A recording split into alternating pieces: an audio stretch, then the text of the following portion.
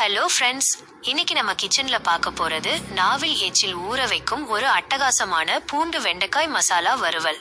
சும்மா காரசாரமா வாசனையா எப்படி செய்யறதுன்னு பார்க்கலாமா?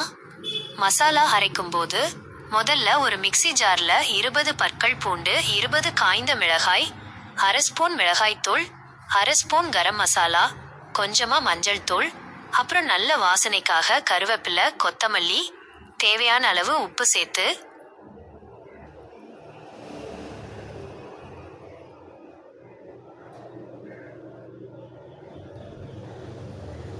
தண்ணி ஊத்தி நல்லா நைஸ் பேஸ்டா அரைச்சி தனியா எடுத்து வச்சுக்கோங்க.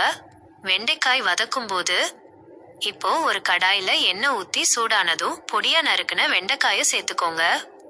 அடுப்ப சிம்ல வச்சு தட்டு போட்டு ஒரு 10 நிமிஷம் நல்லா வதக்கி வேக விடுங்க. வெண்டைக்காய் நல்லா வெந்து சுருங்கி வரட்டும். மசாலா சேர்க்கும் போது காய் நல்லா வெந்து வந்ததும் நம்ம அரைச்சு வச்சிருக்க பூண்டு மசாலா பேஸ்ட்டை இதுல சேர்த்துக்கலாம். மசாலாவோட பச்சை வாசனை போய் காயோட நல்லா ஒன்று சேர்ந்து வர்றதுக்காக மறுபடியும் ஒரு 5 நிமிஷம் மூடி வச்சு வதக்குங்க. முடிவுரை மைனஸ் வறுவல் தயாரானதும் அவ்வளவுதான் ஃப்ரெண்ட்ஸ்.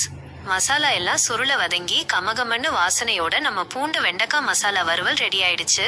கடைசியா கொத்தமல்லி தழையை தூவி இறக்கிடுங்க. இத சூடான சாதம், தயிர் சாதத்தோட வச்சு சாப்பிட்டா சும்மா அள்ளும். நீங்களும் உங்க வீட்ல செஞ்சு பார்த்துட்டு எப்படி இருந்ததுன்னு கமெண்ட்ல சொல்லுங்க. மறக்காம நம்ம